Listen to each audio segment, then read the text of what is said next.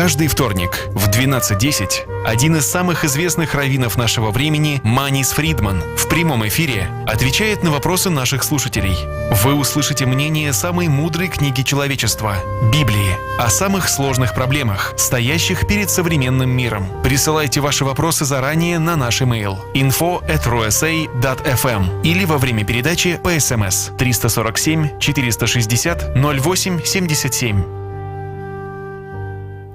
Добрый день всем, кто настроен сейчас на радио USA. Сегодня вторник. Во вторник громко заявляем «Thank God it's Tuesday». В это время мы проводим вот это вот совершенно бесценное время с раввином Манисом Фридманом. Кто он такой, вы уже знаете. И что он делает для всех, для нас ежедневно, а особенно вот именно для нас, в частности для нас, по вторникам с 12 до часу. Это приносит свет через волны нашего радио во весь мир и дает нам такую мудрость, которую нам сейчас просто необходимо получать. Вот. И в преддверии праздника Рош а-Шаны, я не знаю, как вы, но я уже немножко ощущаю такой трепет, потому что это такой решающий момент, какой будет следующий год. Вот. А самое главное, что мы уже примерно месяц начинаем друг другу желать хорошего года, благословлять друг друга на успех, благополучие, сладкий год. Просим у Всевышнего, уже начинаем просить, чтобы это все так было. Вот. И на самом деле вот мы просим благословения. А я задумалась, вот что такое на самом деле благословение? Это что-то материальное, или это что-то сугубо духовное, или это что-то духовное, что становится материальным? И вообще, как оно до нас доходит, зачем оно нам нужно, меняет ли оно на самом деле, имеет ли это какое-то значение на самом деле? То есть вопросов появилось очень много.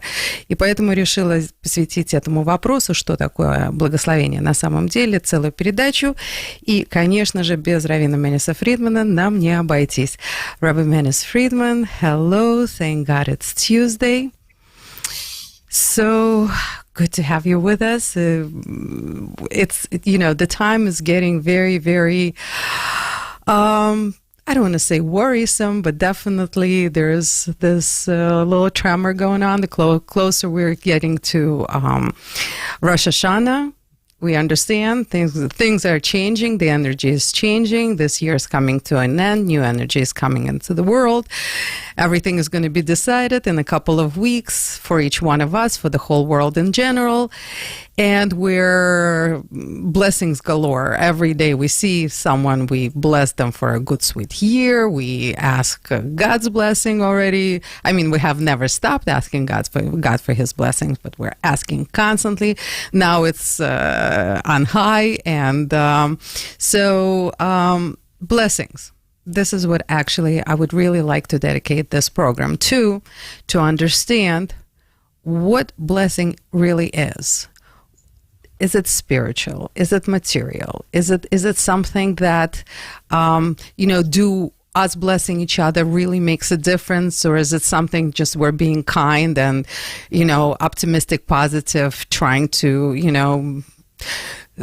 lay a word of support and give people hope? Or is it actually something that does make a difference? How do blessings work? I mean, realistically, the more I think about it, the more questions I have, and I'm sure I'm not the only one. So I think it would be a good idea, and a timely idea, to dedicate this program to understanding what blessings really are. Are they just being nice? Are they just being kind? That's the best part of it. Being kind and being nice, what's better than that? So that itself is already very powerful.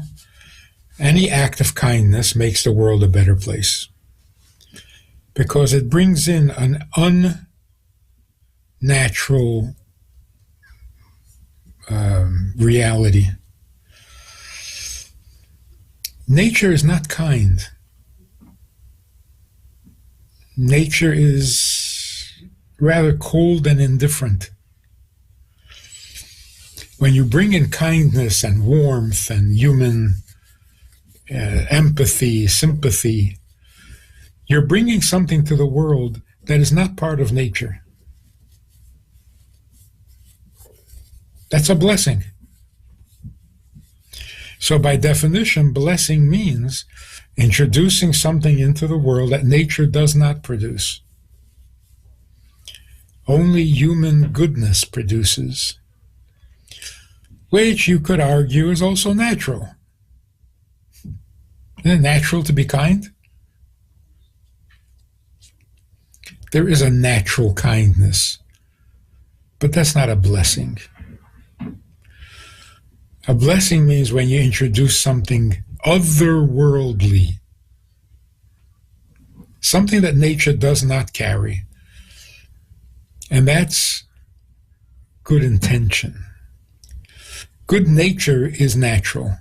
There are animals that are gentle, there are animals that are kind to each other, to their own offspring. But I'm talking about the conviction of kindness, the belief in kindness, doing kindness because it's the right thing, not because it's your nature. That is a blessing. So obviously we expect all blessings, being that it's unnatural and otherworldly, we expect it to come from God or from somebody very holy. But no, that's not limited. Not limited like that at all.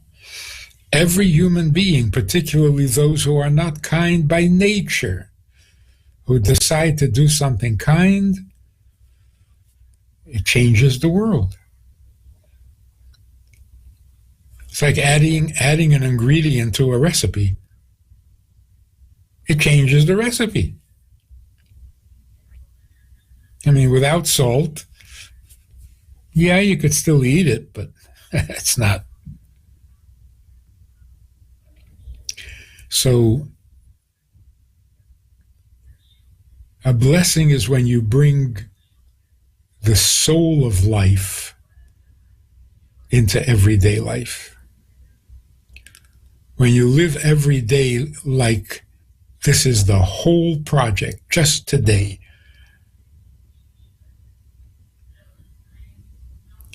My entire existence has to be justified by what I do today, not over a long span of time. So, yes, it's been traditional. We give blessings, we ask for blessings. But at this stage in history, we can actually be a blessing. And we should be. If every husband would ask himself, am I a blessing to my family? A serious, responsible, mature question. I have a family, what have I done to them? I have a wife, what have I done? Have I been a blessing in her life? A little bit, a lot, mostly, not so much. Rabbi Friedman, how does one assess themselves truthfully, fairly? Hard. It's very hard for a subjective person to be objective. But we're intelligent and we can do it at least to some degree. What is the criteria? Courage. It's scary to be honest with yourself. You need courage. You need to know that even if I find myself failing in everything, I still belong here. My life is still necessary. My being here is valid. I haven't done so great. Well, I can always do more. But I have to be here. So my existence does not depend on my performance. In the same way that my love for myself doesn't depend on my performance. I can be very critical of myself and still like myself a lot. Now, if we could do that for others, that would be something of a blessing. But how do you get to be honest? There's some texts in the daily prayers that lays it out for you. You just believe what it says, you get a pretty good picture of who you are and what you are. It's humbling. It's sobering. It's realistic. I'm just talking to somebody about Chabad music. There's something about Chabad, originally Chabad songs, so different. It's so different. And simple, overly simplified,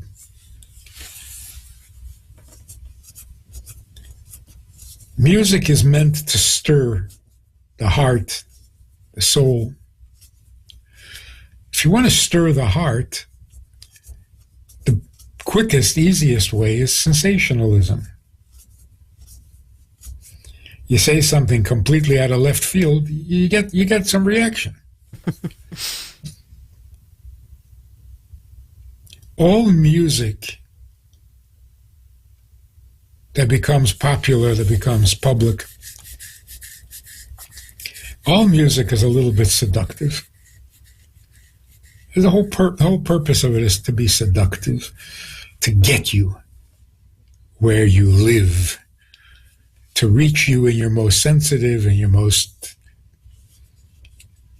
intimate places in the heart. It's seductive. The more seductive, the more popular, the more famous. A Chabad nigun gets you in your innermost sensitivities without being seductive. It appeals to your innocence, not to your corruptible self that can be seduced. So it's very earthy without being grubby. It's very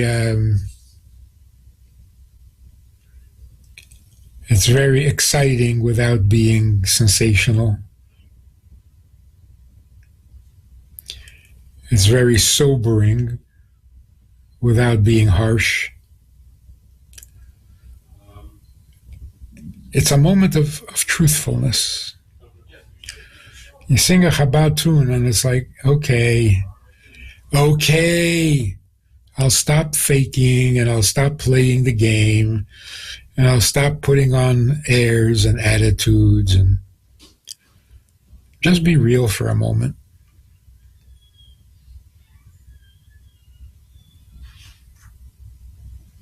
Other music can make you happy, can make you sad, but it's not real. It's not profound. So, in a moment of honesty, in a moment of sobriety, we know whether we've been a blessing or not. Without exaggerating our failings and without exaggerating our achievements. Just yes or no. When people say, how do I know if I'm a good husband? So ask your wife. She was there the entire time that you were a husband.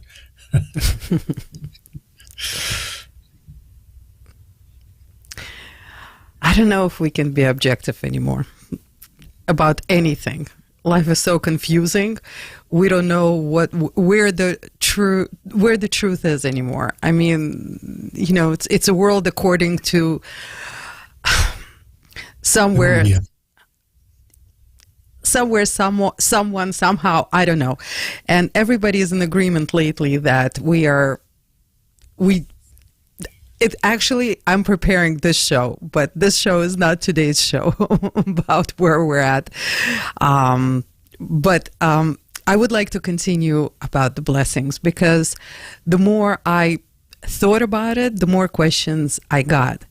And questions are okay. So the person who blesses changes the makeup, the nature, because it is not natural, probably, for us to bless each other. We're not God. And when we do, we have to go into a place inside of us and think of kind words to say to the person and wish them well. So it's great. But what happens to the person who is receiving it? What is happening? Do these blessings actually work because they change nature? Do they work? In a broader sense of the word, blessings are like oxygen. Can't live without it. It's the breath of life. Life is a blessing, but a word of kindness, a genuine interest, and wishing each other good makes good real. When you say good Shabbos, it has an effect. It makes the Shabbos good. Because words, we all know words are very powerful. And putting it out into the world, verbalizing it, makes it more real. It could be happening under the surface, unnoticed. When you say it, you bring it to the surface, which at the surface, it's much more useful. Rabbi Friedman, when somebody says good Shabbos, I instantly connect to that person. Because it's like, oh, you care about Shabbos. I do too. We have something in common. So that is the effect that when somebody says good Shabbos. Yeah, the effect on the person saying it, an effect on the person who it's being said to, and on Shabbos. It makes the Shabbos better. Rabbi Friedman, but why do we then seek blessings from Cohen? Like, we understand that if we want a blessing, we want to ask someone who has more power. Why do Cohens have more power to bless? Why do people whose Jewish birthday it is have power to bless, or special occasion like a bris or a wedding, someone who is having a special event, their own special event? Why? What's happening on those days? Why are the blessings stronger? Well, the Kohen is actually obligated to bless. Special mitzvah. One of the 613 commandments in the Torah is that those who are Kohanim should bless the people. In other words, God gave the Kohanim some access to blessings for them to distribute.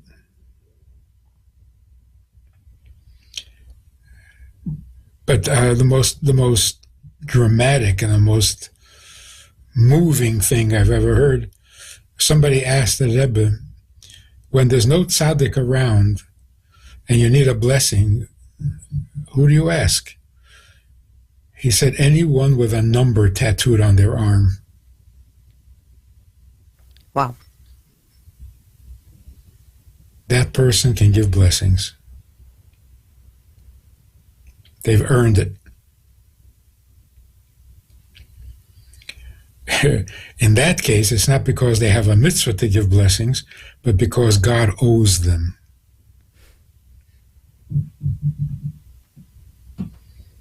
after going through what they went through, how can God refuse them anything? So when they say, I want you to have a good year, or I want you to be successful, it carries a lot of weight. Beautiful. So basically, blessings are different from prayer. Sometimes you can daven for somebody, or you can give a bracha to somebody. The difference is this. A blessing means every person has a certain amount of good fortune designated for their lives. Everybody's going to have a life. Everybody's going to have some nachas. Everybody's going to have some money. Everybody's going to have some health. Everybody's going to have some pleasure. But that it comes from heaven. And along the way, starting off as a spiritual thing, in order for it to become a physical thing, you sometimes need a blessing. The blessing kind of opens the channels so that what is destined for you actually reaches you in the physical. So somebody can open that channel for you, not yourself? All sorts of possibilities, and even certain mitzvahs. But the point is, it's not creating anything new. It's like you have a rich bank account, but you forgot your number, your whatever it's called, the bank number, and you can't get your money out. It's sitting there, it's available to you, and you can't. So the bracha is literally the key to the blessing, to the life that you were destined to have. But those virtues or those good things can remain in the world of potential and not actualize in the physical. So, for example, you're meant to be rich. Well, if you have a good family and nachas from your children, you're rich. No. I was talking about the kind that you can spend. You know what I mean? The disposable kind. That kind of rich. Money to burn was I was talking about. Well, you have to bring that down, and sometimes it gets stuck somewhere. So that's a blessing. A prayer means, if you weren't destined, can we change your destiny? Prayer can change your destiny. You were never, when you were born, the angel did not announce that you're going to be rich. But can prayer change that? Yeah. So when we say bracha, we simply mean whatever you have coming should come already. Whatever belongs to you should be available to you. Your bank account should be usable. So it doesn't take the biggest tzaddik, because you're not changing fate. You're not changing the plan. You're just oiling the machine. It should work smoothly. And that everyone can do to some degree. Like, for example, you say to somebody, your business is not doing well. It should do well because you deserve. Well, everything you say is heard in heaven. And one person says about another person, you deserve. Every part of heaven gets excited. Did you hear? Did you hear? He said he deserves. It carries a lot of weight.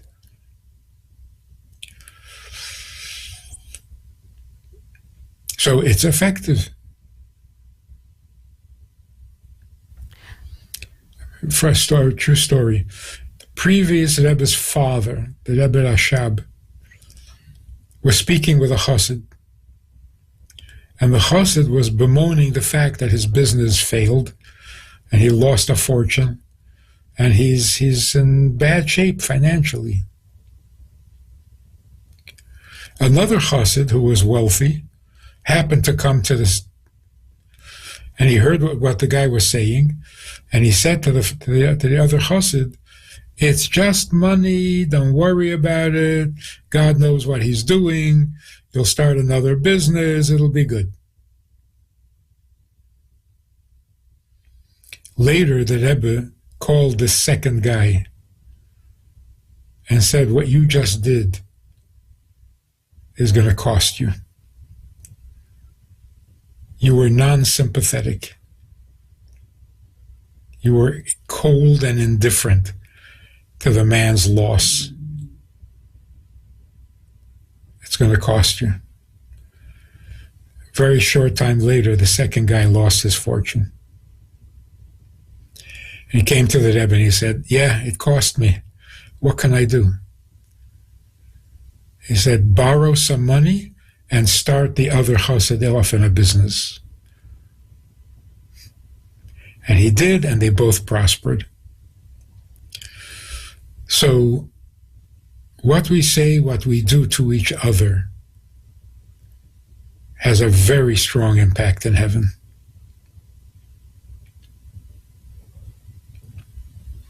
So imagine, say, okay, you lost a fortune, it's not so terrible, you'll make it back. Oh, so you're saying it's not important to be rich? Well then, lose your fortune. Like, how do you like it when it happens to you? So what you say, the attitude you take and express, very powerful. So a blessing means open the channels for the person to receive all that he is meant to have. Prayers on Rosh Hashanah is, can we change our fate? Because I was not destined to be rich, but I'd like to be rich. I was not destined to live to a ripe old age, but I'd like to. So the new year is an opportunity to actually change the decrees. Rabbi Fridman, isn't it too late on Rosh Hashanah itself? Shouldn't it be done a little bit earlier? And if yes, how much earlier? When is the most auspicious time? Let that be the question. When you're in the court and your case is being handled, that's the best time. So on Rosh Hashanah itself? Yeah. Before the conclusion, or before it's over. Mm. And then, even when it's over, there's still an opportunity to appeal. It doesn't just end with a judge's decision. You can appeal until Yom Kippur. On Yom Kippur, you can change everything. Up until Ne'ilah. And then when the gates close at the end of Yom Kippur, then it's been sealed, not just written. But even then, if you really, really want to, the last day of Sukkot, Hoshana Rabbah, you can still change things. After that is Simchas Torah. Too late, you got to be happy with whatever you have. Rabbi Fridman, how does one become a vessel to receive the blessings? So the person who blesses, we understand, opens up a channel. How does a person who is being blessed actually open up to the blessing? Is there a trick to it? Is there some science to it? If you take it seriously, it'll be more effective, more consciously effective.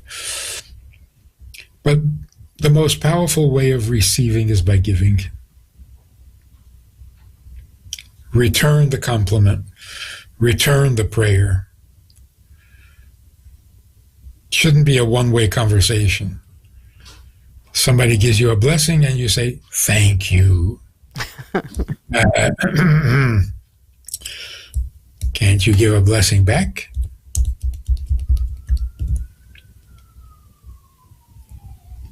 Whenever somebody would give the Rebbe a blessing, he would quote the Torah that says, those who bless you will be blessed. That's the return blessing. Everyone who blesses is blessed. So you gave me a blessing, that means you are blessed. Or you will be blessed, should be blessed.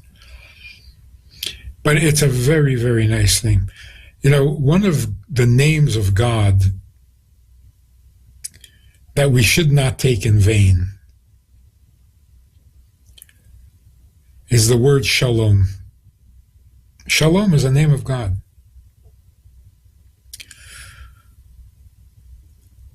In the times of the Mishnah, times of the Talmud, the sages came to a very serious conclusion. We need to communicate with each other more, and we need to express positivity more. And so they decreed that we should be allowed to use the name Shalom in greeting each other. So the Shalom Aleichem, or Aleichem Shalom, was originally forbidden. You just take God's name in vain like that. But for the benefits of interpersonal connections, not only did they say it's permitted on special occasion, it's permitted every time you greet another person. So that's how important it is to be able to verbalize something positive. You're even allowed to use God's name. Amazing. Rabbi Friedman, what is the purpose for us to bless God? Oh, God needs a blessing so badly. I mean, come on, imagine you're God and you're listening to the news. This is not just some place somewhere. This is happening in my world.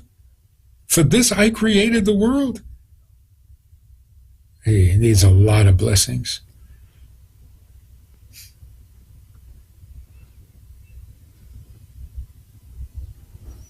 Somebody needs to lift his spirits and tell him it'll be okay.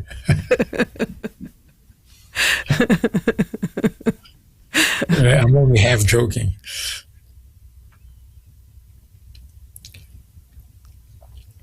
By the way, you can give blessings on a birthday. Why? When you're in touch with the essence of your existence, which is what happens on a birthday, it's the day in which you were born, you were created, you were brought into existence. When that day comes around, you're more in touch with your origins. When you're in touch with your origins, you're effective, you're powerful. So the blessings you'll give will be more powerful than any other day. On a holiday, when we're in a positive, joyful spirit, that also makes the blessings more powerful, because joy opens things up. You're in an open mood, you're in an effusive mood, things come out richer, better, more effective. When you're a little closed off and a little worried and then your words are still good, but they don't have the energy. So a righteous person whose concern and commitment to his fellow Jew or fellow human being, the sincerity of it, the innocence of it, it makes it all very more powerful.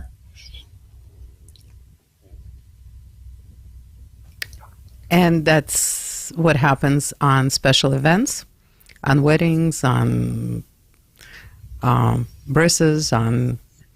Yeah. When you're in a more giving mood, your giving is more powerful. Rabbi Friedman, but usually, for instance, the one who's being asked for blessings during brises is the one who holds the baby, the sandak.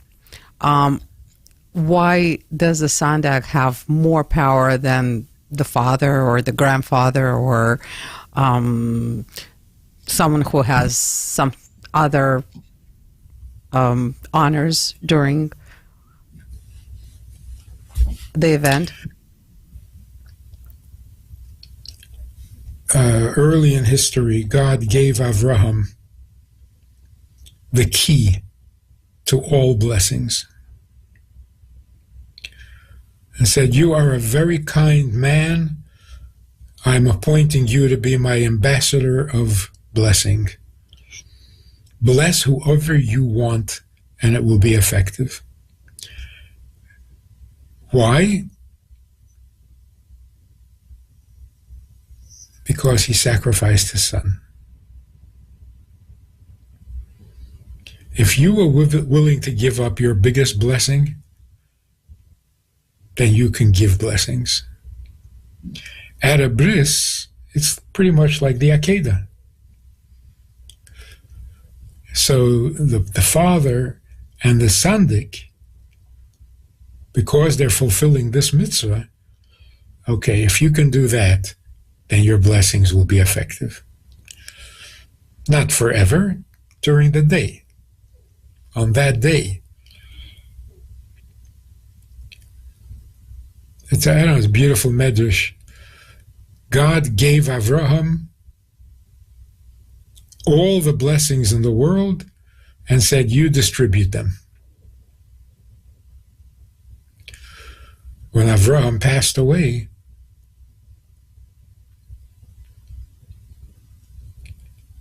I remember the angels asked God, "So now what? The giver of the blessings is gone. What are people going to do? How is anyone ever going to get healed?"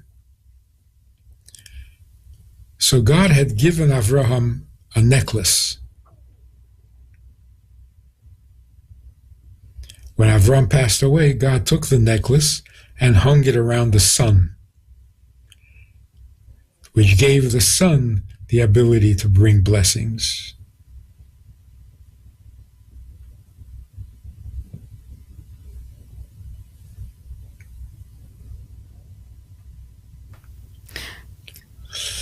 That, of course, brings a question. What can we do to accelerate our ability to bless? Be in a good mood and be sincere.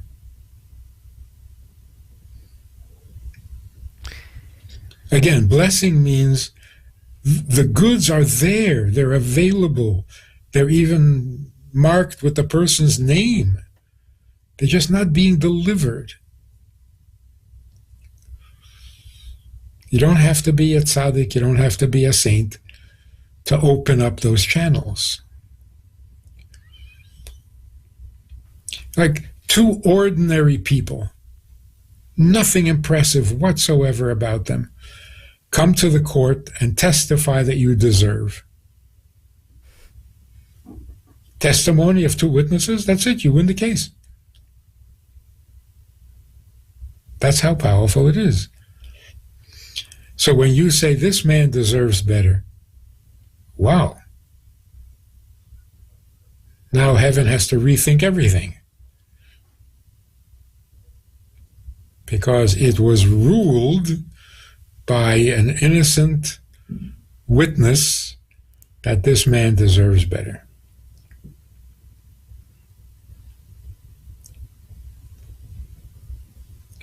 That's why we should be very careful not to condemn. You can be critical. You can say, "Oh, that was wrong. That was so wrong. It was so bad. You never do that. You should never do that. Don't ever do that again." Whatever. That's all fine. but don't pass judgment. Never say, oh, you did that? Well, then now you're not going to deserve, and now you're not going to have, now you're going to... Don't ever do that. Because it'll be held against you in a court of law.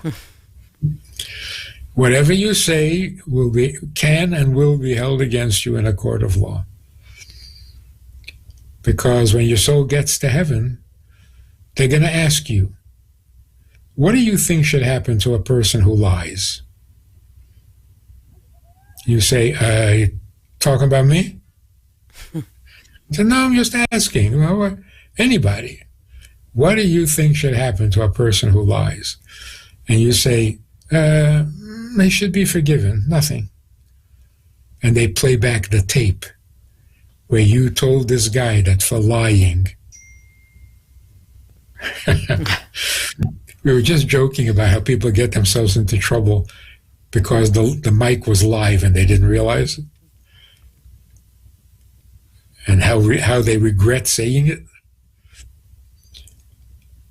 With God, the microphone is always live. Yeah. So what you're going to say or rule about somebody's deservingness or undeservingness, it's going to be quoted back to you when you're facing. So don't testify against yourself, because that's what it's going to be. Reverend Fridman, thank you so much. Say that anybody who does that should suffer a miserable death. Oh, did I say that? I meant only him. No. That's your judgment. We're going to consider it. Reverend Fridman, thank you. A lot of clarity on the blessings and how to give them and how to receive them and how to make them stronger. But of course, I would like to end this program. I'm sorry? And take them seriously. Yeah. It's a serious business.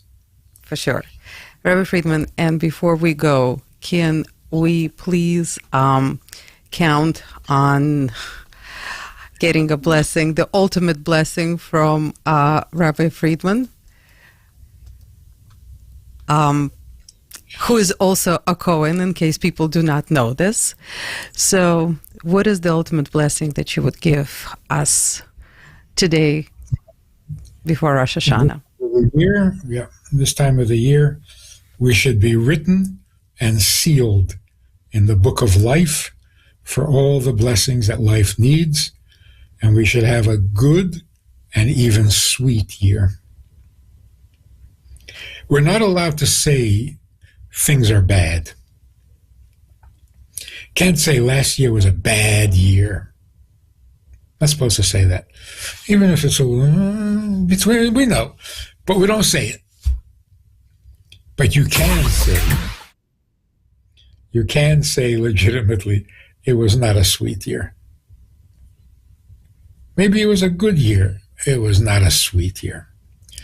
The coming year should not just be good. It should be actually sweet. Rabbi Fridman, thank you so much. Let's make ourselves into vessels who can receive this powerful blessing from our favorite rabbi. Thank you so much, Rabbi Fridman, for the clarity, the wisdom, the optimism, and for the direction that you give us weekly here on our radio and daily and probably even hourly everywhere else. So you're so accessible for people to get the proper light and instructions on how to live this life. How to live, basically. That's all. How to live. All we need is some good news. Amen. No argument there. Yes. May we only share good news. Rabbi Fridman, thank you so much. And hopefully next week we'll exchange amazing news, some fantastic news. And Amen. Thank you so much. Ну, а всем, кто нас сегодня слушал, большое вам спасибо за то, что вы есть, за то, что мы вместе стараемся набираться света и распространять его. С этими словами я Аня Пекерман и передача Thank God It's Tuesday. Прощаемся со всеми до следующей недели. WWPR 105.1 FM HD2 New York.